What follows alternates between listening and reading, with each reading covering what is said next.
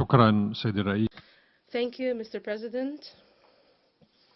Once again, my delegation supports the oral amendment proposed by the representative of the Russian Federation regarding the draft resolution L20. Allow me to make the following remarks in our explanation of our support for this oral amendment. First, any discussion of the so-called IIIM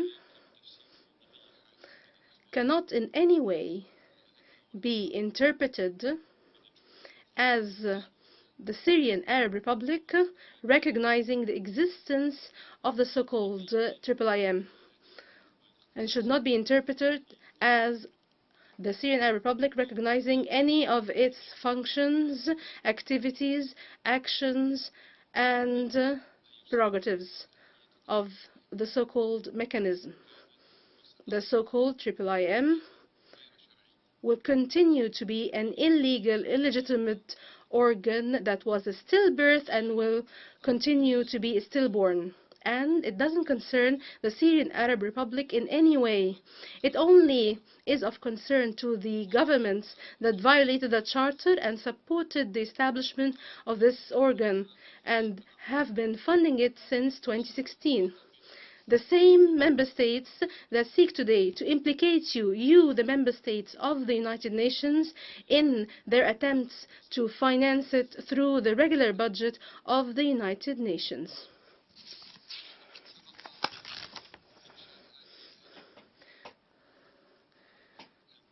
The establishment of the IIIM was preceded by other mechanisms established in this international organization.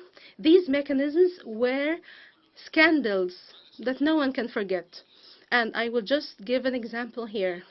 We all remember the scandal of the establishment of UNUSCOM on Iraq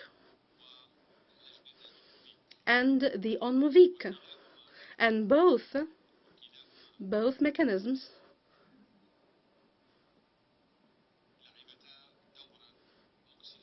played an unfortunate role in the preparation for the invasion of Iraq.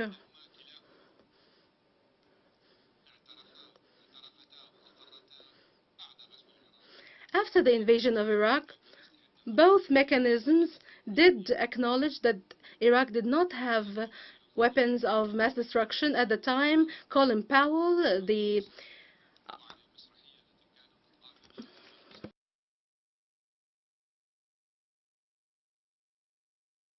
did acknowledge that these weapons do not exist.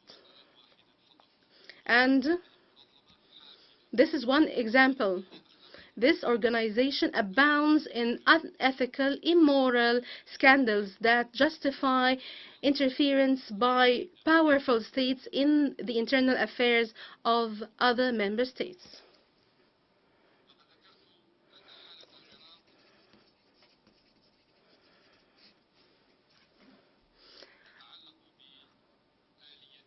The situation that I just referred to, that pertains to two mechanisms in Iraq, two mechanisms that were more than adequate to justify the British-US occupation and invasion of Iraq.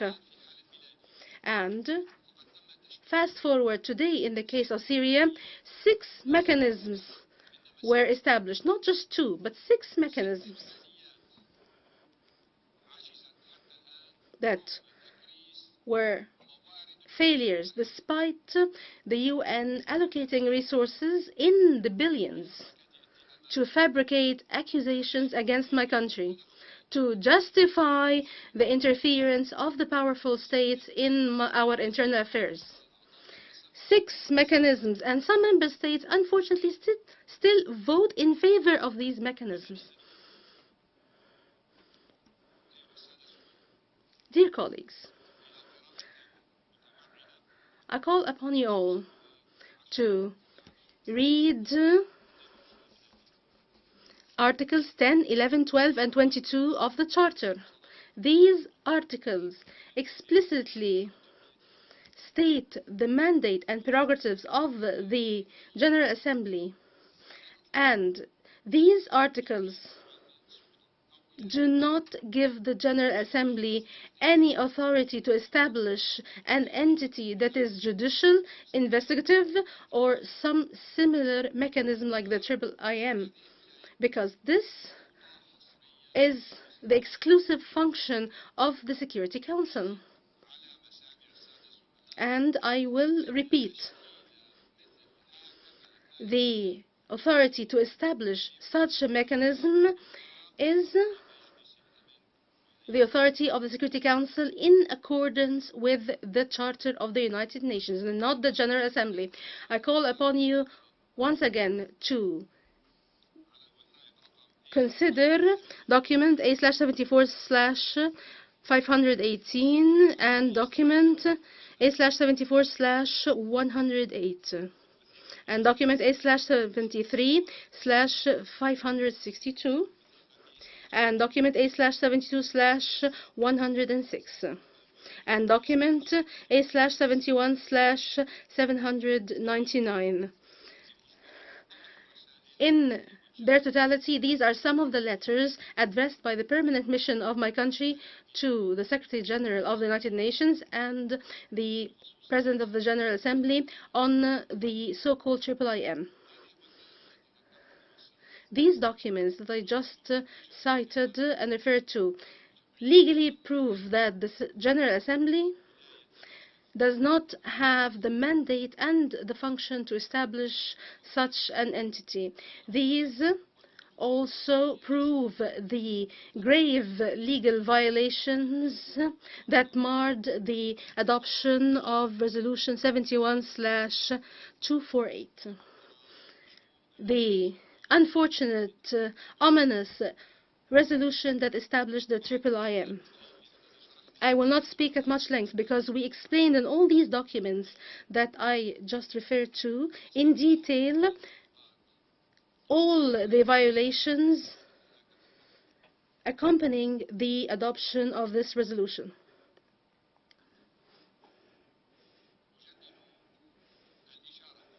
Once again, I would like to stress that my government was not consulted and there was no coordination or discussion with my country, the concerned state, and my country did not request help from the United Nations in this area, did not ask for help vis-à-vis establishing such mechanism, because we have our national laws that can help us address these issues.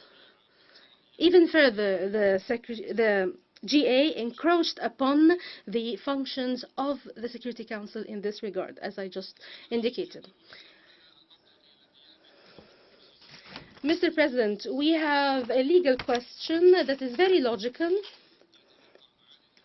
Does the Secretary General or does any member state of the United Nations expect the Syrian Arab Republic to accept that evidence would be collected outside its borders, thousands of miles away, by an entity that was established without the approval of the concerned state and without consulting the concerned state and without the availability of the minimum level of safeguards for the chain of custody of evidence?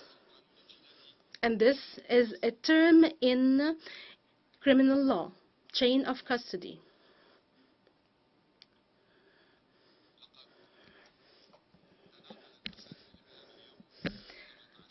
Today there have been media reports, as you're aware, on part 4 of the WikiLeaks scandal, on investigation on the so-called use of chemical weapons in the Doma city in the outskirts of Damascus. And this part 4 of the scandal is full of scandals. It proves that the director of the OPCW requested deletion of very important conclusions of Professor Anderson,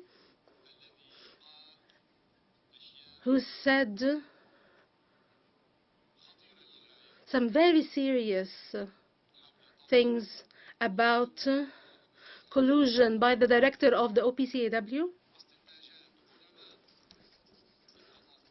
to delete conclusions by scientists that visited Duma.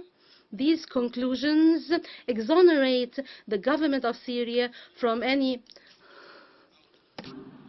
You have 10 minutes at the normal.